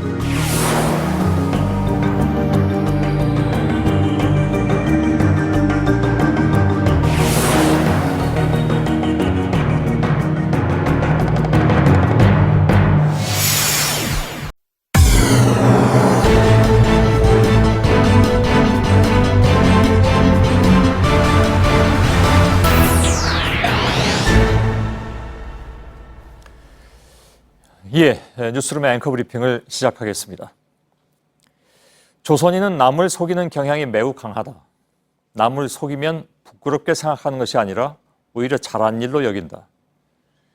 네덜란드 사람 하멜이 남긴 글의 일부입니다. 원치 않는 나라에 억류됐던 외국인의 이른바 반한 감정을 감안하더라도 기분은 좋지 않습니다. 또 잘못된 자료로 밝혀지긴 했지만 더욱 불쾌한 통계도 있었습니다. 한국은 사기 범죄율 1위 국가. 선량한 사람들은 억울합니다. 이런 인상비평이나 통계들이 나와도 할 말이 없게 만든 자들은 누구인가? 잘 감추고 잘 속이는 것이 능력인 양 치부되어 온 사회. 그렇게 만들어 온 사람들은 누구인가? 하멜까지 올라갈 필요도 없이 지난 2달 동안의 경과만 봐도 그 답은 크게 틀리지 않습니다. 대통령의 3번의 사과는 어떠했는가? 5번에 걸친 청문회는 또한 어떠했는가? 가장 가까이 있는 오늘의 청문회만 봐도 그랬습니다. 거짓말 탐지기라도 동원하고 싶을 정도로 의혹과 답변은 엇갈리던 자리, 증언과 증언마저 엇갈렸습니다. 심리연구가인 김형희에 따르면 그것은 그동안 터무니없을 정도로 쉽게 속아주는 사례들을 많이 봐왔기 때문이었습니다. 설령 거짓이 들통나더라도 유야무야 넘어가게 되면서 피해본 사람만 억울해지는 사건들에 익숙해졌기 때문이라는 것이죠. 이미 19세기 실학자 최한기는 이렇게 개탄한 바 있습니다. 한 번 속고 2번 속아도 평생토록 그 사람에게 속는 자가 얼마나 많길래 젊어서부터 탐관오리가 늙어 죽을 때까지 편안하게 부귀를 누리는가. 그래서 지금도 대중을 조작할 수 있다고 생각하고 갈라 세울 수 있다고 생각하고 종래에는 반전을 꾀할 수 있다고 여겼는지도 모를 일입니다. 그러나 시민들은 숨가쁜 일상에 몰려 속아주고 잊어주는 데 익숙해진 것일 뿐 그런 사이에 시민들은 2016년의 가을과 겨울을 잃어버렸고 그 이전에 시민이 일궈낸 민주주의를 잃어버렸습니다. 지난 2달 동안 광장에 섰던 시민들의 소망은 그래서 더욱 애틋했는지도 모르겠습니다. 더 이상 들통난 거짓을 유야무야 넘기지 않을 것이며 억울함에 익숙해지지 않을 것이라는 것. 아마도 훗날 역사가들이 정의를 내린다면 2016년의 가을과 겨울이야말로 속거나 잊음을 강요당했던 시민들이 가장 절실하게 자각했던 시기였다고 말하게 되겠죠. 그리고 그때 사람들은 말할 것입니다. 하멜은 틀렸다. 오늘의 앵커 브리핑이었습니다.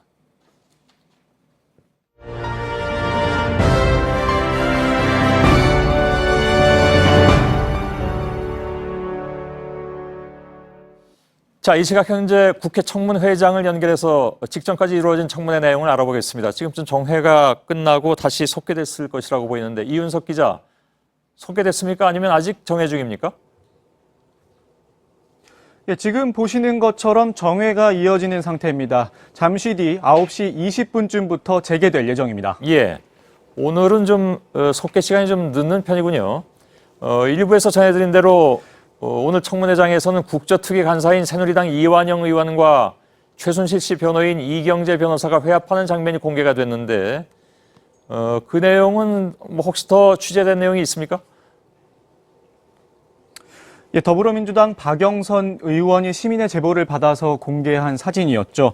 이완영 의원과 이경재 변호사가 같이 함께 술을 마시는 듯한 장면을 담고 있는 사진이었는데요. 오늘 박 의원은 두 사람 말고도 오늘 우병우 전 수석과 청문회장에 동행한 주식회사 정강의 이모 전무와 함께 이 의원이 있는 사진도 추가로 공개했습니다. 박 의원은 이완영 의원과 우병우 전 수석 측이 잘 아는 사이고 또 이 의원은 정동춘 K스포츠 이사장과 대륜고 선후배 사이라면서 이들 간의 관계에 의혹을 제기하기도 했습니다. 예, 일단 뭐 얽히고 설킨 그런 관계인 것 같은데 아까 저희가 잠깐 이완영 의원의 해명도 즉 반론도 말씀드린 바가 있습니다. 그러니까 고령 사람이고 같은 그리고 재경 고령 모임에서 만난 것이다. 그리고 국조가 가동된 이후에 만난 적이 없다 이렇게 주장을 한 바가 있습니다. 자, 당초에 오늘 청문회 핵심 증인은 우병우 전 수석이었습니다. 그런데 우 전 수석의 증거인멸이 의심되는 정황도 청문회를 통해서 드러났다고요? 예, 그렇습니다. 우병우 전 수석은 청와대에서 수석으로 근무하던 시절 업무 일지를 어떻게 했느냐는 의원의 질문에 대해서 청와대에서 생산한 문건이나 업무 일지는 갖고 나오면 안 된다고 생각해 한 권 쓰면 파쇄하고 다음 권을 썼다고 말했습니다. 안종범 전 정책조정수석의 업무 일지가 검찰의 수사를 통해서 결정적인 단서가 된 점을 감안한다면 수사 진행 상황에 따라서 증거 인멸의 정황이 될 수도 있는 대목입니다. 우 전 수석은 민정수석을 그만둔 뒤에 개인 휴대전화도 오래된 게 있었는데 검찰 소환 조사 뒤 새 것으로 바꿨다고 말하기도 했습니다. 예. 그리고 세월호 참사 당시에 청와대에 근무했던 간호장교 조여옥 대위 오늘 역시 관심을 끈 인물이었는데 언론 보도와 달리 관저를 담당하는 의무동이 아니라 일반 직원들을 담당하는 의무실에서 세월호 참사 당일에 근무했다 이렇게 말을 바꿔서 논란이 됐죠. 예, 맞습니다. 그 부분에 대해서 의원들의 질타가 쏟아졌었는데요. 조 대위는 최근 한 언론과의 인터뷰에서 세월호 참사 당일 청와대 의무동에서 근무했었다고 밝혔습니다. 하지만 오늘은 한국에 들어와서 다이어리를 확인해 보니 당시 의무동이 아닌 의무실에서 근무했었다고 말을 바꿨습니다. 아시다시피 의무동은 청와대에서 대통령이 머무르는 관저 근처에 있고 의무실은 관저와 멀리 떨어져 있다는 점에서 앞으로 특검이 이 부분을 명확하게 수사해야 할 것으로 보이는 대목입니다. 예. 물론 본인의 기억이 뭐 착오를 일으켰을 수도 있겠지만 다른 날도 아니고 4월 16일이기 때문에 그게 그렇게 기억이 틀릴 수가 있을까 하는 의구심도 상식적으로는 듭니다. 자, 다음 주 월요일에는 최순실 씨 등에 대한 현장 청문회가 진행된다고 들었는데 그날은 그렇다면 최 씨가 나올 수밖에 없는 그런 상황입니까? 예, 일단 다음 주 월요일에 현장 청문회가 진행되는 것은 확실합니다. 국조특위는 다음 주 월요일 오전 10시 서울구치소에서 최순실 씨에 대한 현장 청문회를 오후 2시엔 남부구치소에서 안종범 전 수석과 정호성 전 비서관에 대한 현장 청문회를 진행하기로 의결하고 동행명령장도 발부했습니다. 다만 문제는 동행명령장이 발부되더라도 강제로 구인을 하는 건 불가능하다는 점입니다. 입법부가 사법부의 고유 권한을 침해할 수 없다는 판례가 있기 때문인데요. 이 때문에 현장에서 의원들이 도착한 이후에 정작 증인이 나오지 않아서 청문회 자체가 무산될 가능성도 배제할 수 없는 상황입니다. 예. 국조특위의 한 의원은 그렇다라고 하더라도 우리가 직접 가는 것만으로도 그들에게 상당한 압박이 될 것이라고 말했습니다. 예. 알겠습니다. 자칫하면 뭐 결국 끝까지 최순실 청문회는 최순실이 없는 그런 청문회가 될 가능성이 보이는군요. 이윤석 기자였습니다. 오늘 청문회에서는 상당한 파장이 일만한 폭로들이 줄줄이 이어서 나왔습니다. 위증교사 의혹이 제기된 새누리당 이완영 의원과 최순실 씨 법률 대리인인 이경재 변호사의 모임 사진 그리고 최 씨의 측근이었던 노승일 K스포츠재단의 발언 등인데요. 서복현 기자가 지금 옆에 나와 있습니다. 좀 정리하고 또 넘어가도록 하죠. 예, 일부에서 리포트로는 저희들이 전해드렸는데 일단 사진이 공개가 됐습니다. 이게 어떤 의미가 있습니까?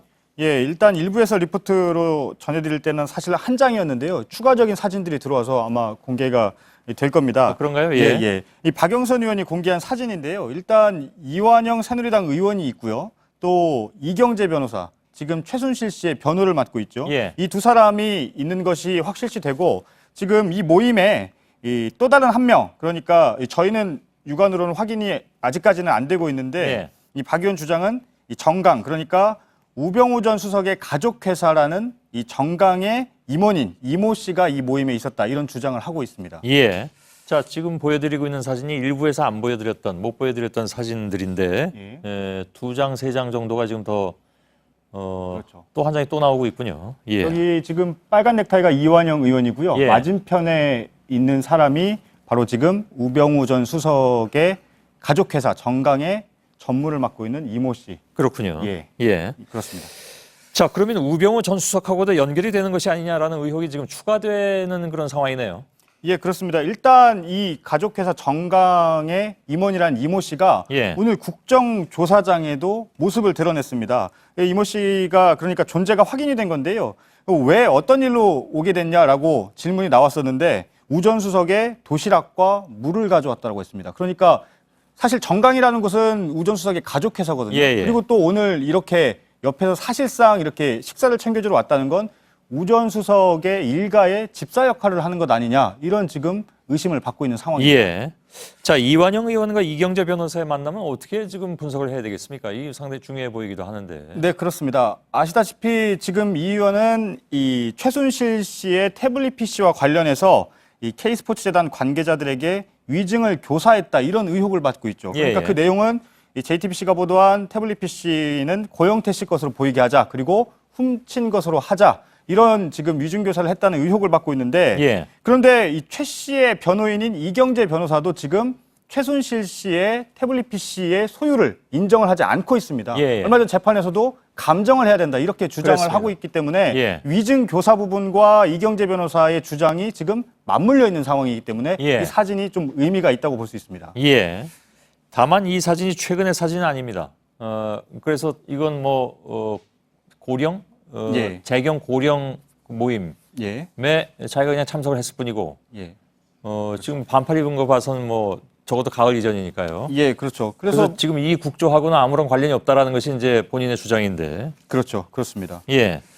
일단 이완영 의원의 해명은 19대 의원 시절이다. 예, 그러니까 예. 뭐 3, 4년 전쯤으로 추정이 되는 거고요. 예. 그리고 또 이 재경 고령 향후의 사진인 점을 인정을 했습니다. 예. 그리고 말씀하신 것처럼 국조특위가 열리면서는 뭐 한 번도 만난 적이 없고 연락한 적이 없다. 예. 이렇게 해명을 하고 있는 겁니다. 근데 아무튼 그 고령이라는 것은 매개로 친분이 있다고는 인정을 한 셈이 됐는데. 예. 그렇죠? 근데 그렇습니다. 이 고령하면 그 우병우 전 수석하고도 관련이 있는 것이 아닌가요? 예, 그렇습니다. 앞서 말씀드렸지만 우 전 수석의 가족회사 정강의 임원 이모 씨가 바로 이 고령 향후의 부회장을 맡고 있다고 했는데요. 예. 우 전 수석의 장인인 이상달 씨가 바로 고령 출신이고요. 또 고령 향후의 회장도 과거에 맡았었다고 합니다. 그러니까 우 전 수석의 처가와 이완영 의원과 이경재 변호사가 어떤 연결고리가 지금 있는 겁니다. 고령으로. 예, 그렇죠. 거기에 이제 가족회사 정강의 이모 씨, 우 전 수석의 집사가 아니냐, 이런 의혹을 받는 이모 씨도 역시 고령으로 묶이게 있는 상황이고요. 그러니까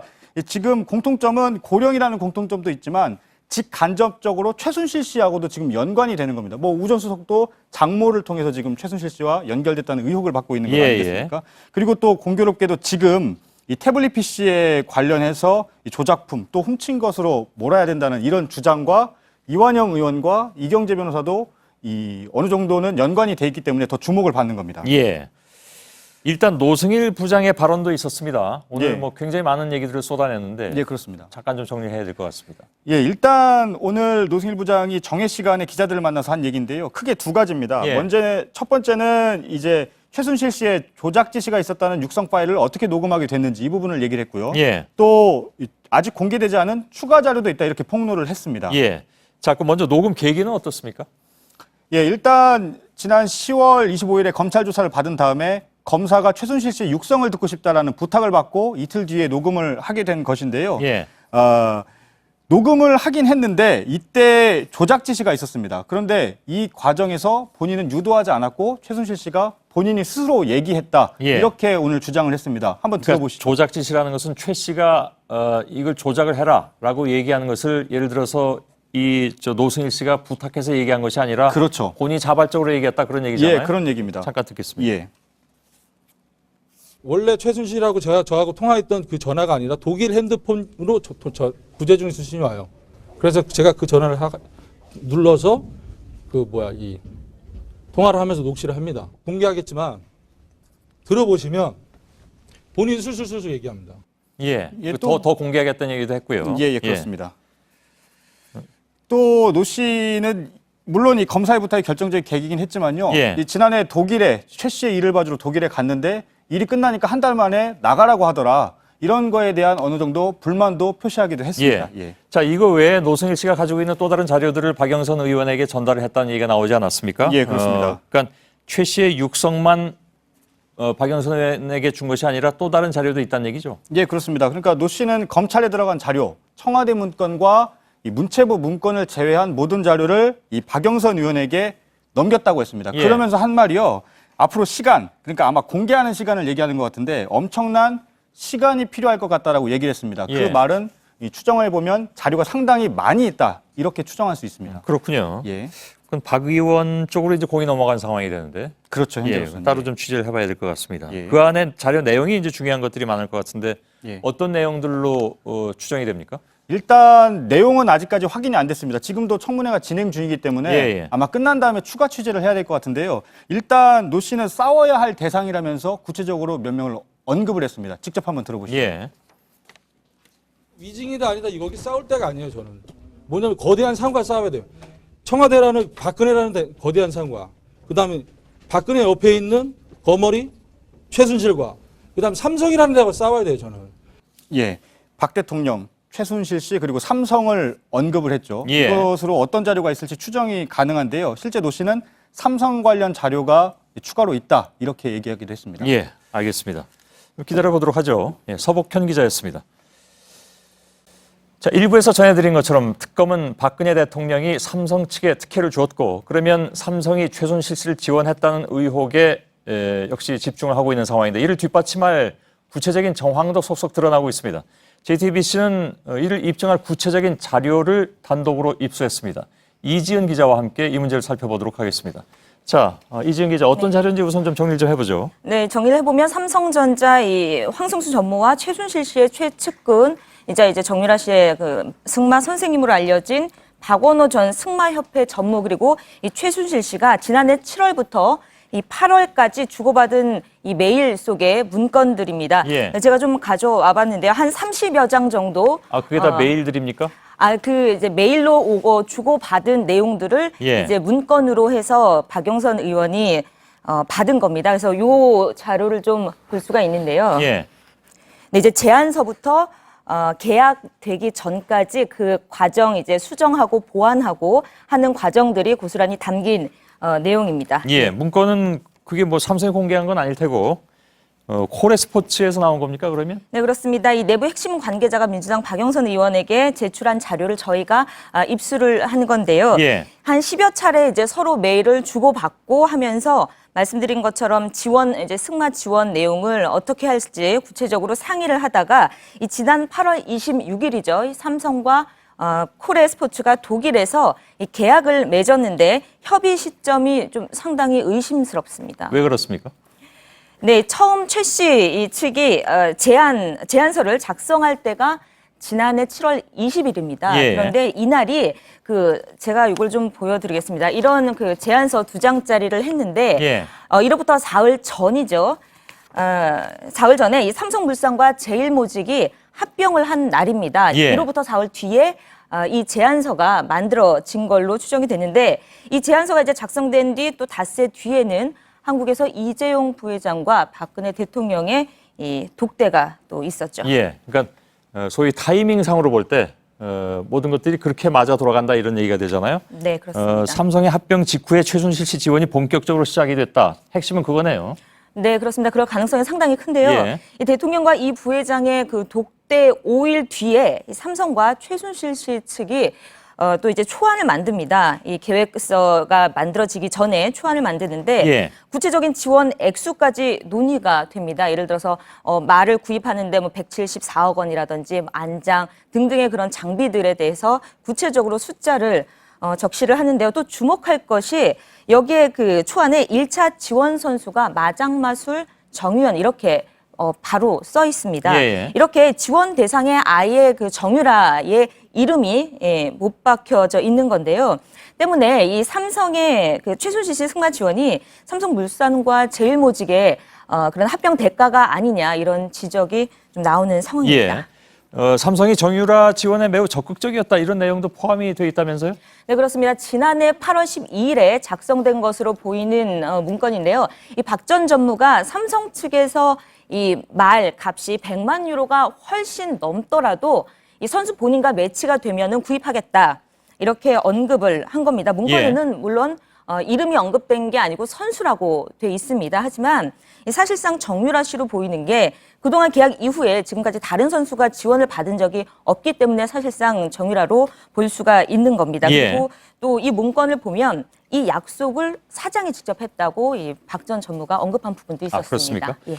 자, 삼성 측의 해명이 있을 텐데 뭐라고 얘기합니까?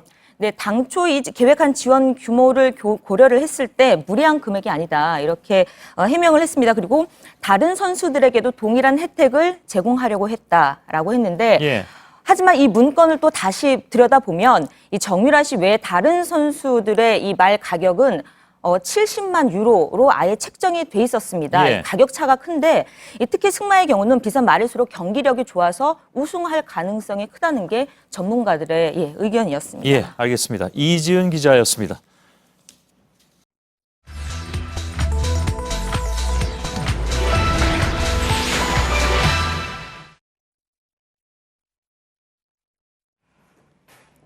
네, 대통령 답변서 검증 나흘째, 오늘은 무죄 추정입니다. 답변서에 이 단어가 모두 5번이 나옵니다. 주장의 핵심은 유죄가 나온 것도 아닌데 국회가 탄핵 소추를 해서 위헌적이라는 겁니다. 이 주장을 어떻게 봐야 할까요? 오대영 기자 나와 있습니다. 오대영 기자, 이 탄핵에도 무죄 추정의 원칙을 적용할 수가 있습니까? 네, 오늘도 헌법이 빠질 수가 없죠. 네. 한번 보겠습니다. 형사 피고인은 유죄 판결이 확정될 때까지는 무죄로 추정된다. 그러니까 대법원에서 당신은 유죄다. 이렇게 최종 결정하기 전까지는요. 죄가 있다고 단정하면 안 된다는 뜻입니다. 네, 대통령이 지금 뭐 유죄 판결을 받은 건 아니니까 무죄 추정의 원칙을 주장을 할 수는 있는 거 아닙니까? 할 수는 있을까요? 자, 이거 좀 자세히 한번 더 보겠습니다. 네. 주어의 밑줄 한번 그어보죠. 형사 피고인입니다. 유죄, 무죄, 판결이라는 단어도 등장을 합니다. 네. 모두 형사 재판의 용어입니다. 이 조항 자체가 그러니까 형사 재판을 전제로 만들어진 겁니다. 탄핵 심판은 다르죠. 피고인이 아니라 피소추인, 유무죄가 아니라 인용 기각, 판결이 아니라 심판, 즉 무죄 추정은 탄핵과는 상관이 없는 원칙입니다. 네, 답이 뭐 바로 나왔는데 근데 답변서를 작성한 변호인이 3명이나 되는데 이거를 모르고 주장했을 리는 없을 것 같은데요. 그렇죠. 이들의 주장의 근거를 지금부터 보겠습니다. 네. 이겁니다. 대통령의 억울함을 호소할 수 있는 아무런 기회도 제공되지가 않아서 무죄 추정 원칙을 심각하게 침해했다. 그러니까 위헌이다. 방어권을 보장하지 않아서 위헌이라는 얘기입니다. 그러나 이 주장은요. 2004년 헌재 결정과 전면 배치됩니다. 당시에도 비슷한 논란이 있었습니다. 헌재는요. 의견 진술의 기회 부여는 명문의 규정이 없다. 이러면서 적법했다는 취지의 결론을 내렸습니다. 네, 그리고 탄핵 소추 전에 해명 기회를 안 줘도 된다 이런 결론이 12년 전에 이미 있었군요. 네, 헌재 결정뿐 아니라 더 중요한 건 대통령 입장에서는 탄핵 소추 전에 대국민 담화 할 수 있었습니다. 추가로요. 네. 기자회견에서 질의응답 받을 수 있었습니다. 그렇죠. 검찰에 출두할 수 있었습니다. 가서 그동안 받았던 혐의에 대해서 반박할 기회가 있었습니다. 하지만 안 했죠. 네, 그러니까 가까운 시일에 뭐 소상히 밝히겠다, 기자들 질문도 다 받겠다라고 했는데 하지 않았잖아요. 그러니까 네. 분명히 할 수 있는 방법들이 있음에도 불구하고 하지 않아 놓고서 이제 와서 방어권 얘기를 하는 게 좀 앞뒤가 안 맞는 거 아닙니까? 네, 답변서에는 이런 내용도 있습니다. 헌법, 법률, 위배가 입증된 바는 전혀 없음에도 기정사실인 것처럼 단정을 했다. 무죄 추정의 원칙을 정면 위반했다라는 건데요. 법원 판결이 없는 탄핵은 인정할 수가 없다는 얘기입니다. 하지만 이 주장도 설득력이 떨어집니다. 네. 대통령은 기소할 수가 없습니다. 그래서 그 다음 단계인 재판을 할 수가 없죠. 유무죄를 가릴 수가 없습니다. 그 뒤에 탄핵을 하라? 비논리적이라는 지적이 나올 수밖에 없습니다. 무죄 추정의 원칙을 집어넣어가지고 얘기하기 시작하면 그건 논리적으로 모순이 됩니다. 지금 형사에서 뭐 그게 먼저 확정이 돼야 되는데 이 형사 소송은 할 수가 없고 그러면은 탄핵은 어떻게 하라는 얘기입니까? 네, 오히려 저 탄핵이 먼저 되어야 그 뒤에 기소할 수 있고 재판할 수 있고 유무죄를 가릴 수가 있는 겁니다. 그런데 대통령은 무죄 추정이라는 탄핵과는 무관한 개념을 제시해서 탄핵이 먼저냐, 유무죄 판결이 먼저냐라는 이런 논쟁의 쳇바퀴를 계속 돌리는 결과를 낳았습니다. 네, 계속 이렇게 소모적인 맞다 아니다 이런 주장만 반복하면 시간만 더 지체되는 거 아닌지 그게 제일 걱정인데요. 네, 그리고요. 이런 주장들이 오히려 헌법의 가치를 더 훼손시킬 수도 있습니다. 네. 이거 한번 보시죠. 헌법이 보장한 탄핵 심판의 절차가 이렇습니다. 국회에서 소추하고 헌재가 심판하고 가부를 결정짓습니다. 그런데 아래쪽은 대통령의 주장하는 탄핵 심판 절차입니다. 검찰이 기소를 먼저 하고 법원에서 판결을 해서 유무죄가 가려지면 그 뒤에 저 절차를 거쳐야 된다라는 거죠. 헌법기관인 국회와 그리고 헌법재판소가 탄핵을 할 수 있는데 그 고유의 기능을 검찰의 판단 그리고 법원의 판단에 따라서 그 이후에 하라는 헌법 가치를 훼손하는 듯한 주장을 하고 있는 겁니다. 네, 사실 뭐 답변서 때문에 연좌제니 키친 캐비넷이니 무죄 추정이니 뭐 이런 개념들에 대해서 뭐 나름 공부는 된 것도 같은데요. 네, 저희도 다뤘죠. 네. 지난 나흘간 25페이지에 걸쳐서 저희가 분석을 했습니다. 답변서를요. 말씀하신 그런 용어들이 가장 눈에 띄었습니다. 특히 비선 실세에 대해서는 키친 캐비닛이라는 말로 포장이 됐습니다. 재단 문제는 연좌제라면서 모르쇠로 일관이 됐죠. 억울하다 했지만 논리적인 반박을 찾기는 어려웠습니다. 그리고 답변서가 급조된 듯한 인상도 줬습니다. 이거 한번 보시죠. 네. 더 블루케이. 더 블루케이죠. 네, 불이죠, 불. 네. 또 있습니다. 카드텔은 뭡니까? 카드텔은요, 카르텔. 네. 잘못 쓴 거고요. 안타까워. 안타깝네요, 정말. 네, 안타깝습니다. 이런 오자가 군데군데 눈에 띕니다. 네. 그리고요, 맨 앞장에는 형사재판에서 변호사를 부르는 변호인, 그 뒤에는 대리인으로 해놨습니다. 그러니까 앞장과 뒷장도 다릅니다. 국가적인 중대사에 대한 답변서인데 이렇게 오점이 여럿 있었습니다. 심지어 헌재도 오늘 답변서가 부실하다 이런 취지의 입장을 밝혔습니다. 네, 근데 헌재가 답변서를 공개하는 게 위법이라고 지금 뒤늦게 밝혔는데 네. 팩트체크팀은 괜찮습니까? 저희가 공개한 거 아니고요. 네. 국회가 공개한 걸 저희가 분석만 한 겁니다. 네. 다만 헌재의 오늘 입장을 존중해서 오늘까지만 답변서 분석을 하고 마치겠습니다. 네, 알겠습니다.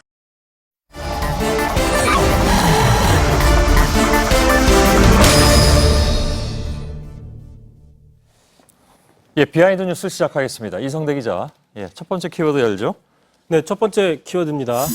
자, 우리는 성대 콤비, 성대는 성균관대를 얘기합니다. 예. 자, 황교안 권한대행이요. 어제 대정부질문이 끝나고 정우택 새누리당 원내대표와 여의도 식당에서 저녁을 먹었는데 이를 두고 뒷말이 나오고 있습니다. 예. 황 총리는 처음에는 대통령 권한대행인데 그래서 뭐 국회 여기에 참석을 못한다. 대정부 질문에. 그러다가 일단 참석하니까 여당 지도부하고 식사까지 했네요. 뭐 그런 측면도 있고요. 또 비박계 35명 안팎이 집단 분당을 하겠다고 발표한 게 바로 어제였습니다. 예. 자, 보수당에서 그것도 집권하고 있는 보수당에서 이 분열 사태는 사실상 처음인데요. 자, 이럴 때 친박 원내대표가 박근혜 정권의 한 축이고 핵심인 황대행을 만날 게 아니라 집 나가겠다고 하는 비박들 찾아다니면서 말려야 되는 게 아니냐는 뒷말이 나온 겁니다. 예. 새누리당이 분당까지 오게 된 건 뭐 대통령 탄핵이 직접적인 원인이긴 하지만 사실 그 친박계가 너무 그동안에 무비판적으로 정권 옹호를 한 그런 이유도 있지 않느냐. 반성이 필요하다 이런 얘기들도 많이 하는데 반성 대신 의기투합을 했다 이런 지적이군요. 그러니까 실제로 의기투합을 했습니다. 어제 이런 이야기들을 주고 받았는데요. 황 대행은요. 자, 정진석 원내대표 당대표 권한대행까지 맡았는데 나도 같은 권한대행이다. 노고가 무척 클 거다. 자기 자랑처럼 들리는데요. 예. 그러자 정 원내대표 자, 황 대행과 나는 고등학교와 대학교 학연으로 이어진 콤비다. 우리 콤비 플레이 한번 해보자. 저런 식으로 자화자찬하는 분위기가 됐습니다. 예. 자, 만찬이 끝난 다음에도요. 새누리당 지도부에서는 보도자료를 내면서 이렇게 두 사람 간의 사적 인연, 그 학연에 대해서 공식적으로 또 브리핑까지 했는데 예. 자, 대통령이 탄핵받은 이 시국에 과연 저런 학연 같은 거를 강조하는 발언들을 비공개해도 모자랄 판에 예. 공식적으로 이야기하고 또 브리핑하는 걸 보면 친박계의 현실인식 수준이 한참 떨어지는 게 아니냐는 지적들도 나옵니다. 예. 요즘에 일반 회사에서 사원 뽑을 때도 학교를 가리고 심사하거나 이렇게 학연 같은 것을 사실은 좀 멀리합니다. 정치권이 확실히 좀 뒤떨어진 건 맞는 것 같습니다. 좌우지간 뭐 그렇다니까 따지고 보면 경기고 성균관대 4년 선후배 그 박근혜 정권 초기에 이른바 성시경 씨 미안합니다. 성시경 내각 성균관대 고시 출신 경기고 이런 지적이 있었잖아요. 대표적인 경우들이라고 봐야 되겠군요. 그렇습니다. 황 대행이 대표적인 인사고요. 이 정우택 원내대표 역시 그 시절 정권 초기에 자, 오히려 내가 성시경의 원조다. 저 세 가지 조건을 모두 갖춘 사람은 국회에서 자신이 유일하다고 얘기한 적이 있습니다. 예. 자, 당시만 해도 성시경이라는 건 박근혜 정권에서 잘 나가는 카드였었는데 자, 그렇다면 지금은 왜 이 사람들이 최순실 국정농단 사태를 제대로 감시하지 못했느냐. 이 책임에서 자유롭지 못하다는 지적도 나옵니다. 예, 다음 키워드는요? 자, 두 번째 키워드입니다. 낯선 풍경 속으로. 자, 27일 비박계가 집단 탈당을 예고한 가운데 이제 앞으로 원내교섭단체가 4개로 늘어나는데요. 예. 자, 기존 정치 문법에 비춰보면 낯선 풍경들이 벌어질 예정인데 대표적으로 다음 대선에서 기호 1번 야당이 차지하게 됩니다. 예. 80년대 후반에 사당 체제가 있긴 있었는데 아무튼 그 이후엔 처음입니다. 그러니까 선거법에 따르면 후보 등록 시점을 기준으로 해가지고 의석수대로 이제 기호를 부여하지 않습니까? 뭐 특별히 변수가 생기지 않는다면 민주당 후보가 대선에서 1번을 받게 되겠군요. 현재로서는 의석이 제일 많게 되니까요. 예. 자, 하지만 야당은 전통적으로 기호 2번에 익숙해 있었습니다. 그런데 역대 대선을 보면 민주당 계열 후보가 기호 1번을 차지한 게 딱 한 번 있는데 바로 2007년 당시 정동영 후보였습니다. 자, 하지만 이 당시에도 이 대통합민주신당이 집권당이었기 때문에 순수하게 야당 신분으로 대선 기호 1번을 차지한 건 한 번도 없었죠. 예. 자, 오늘 오전에 제가 우상호 원내대표를 직접 만났었는데 기호 1번 되는 게 별로 안 좋다. 기호 2번이 주는 어떤 상징성들이 이런 걸 잃게 될 수 있어서 우려를 하고 있었습니다. 예. 우려인지 엄살인지 뭐 두고 봐야 될 것 같고요. 이른바 강남벨트에서도 새누리당 의석이 뭐 0으로 된다면서요?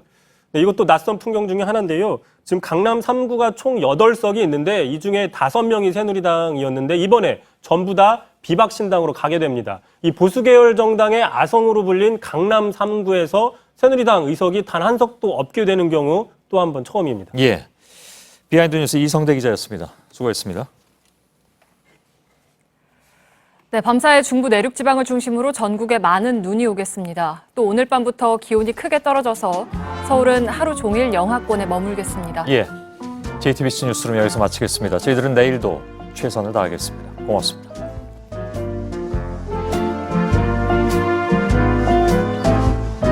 참 힘들었죠.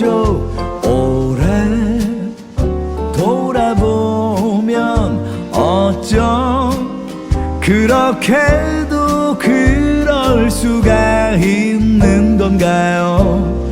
잘했어요.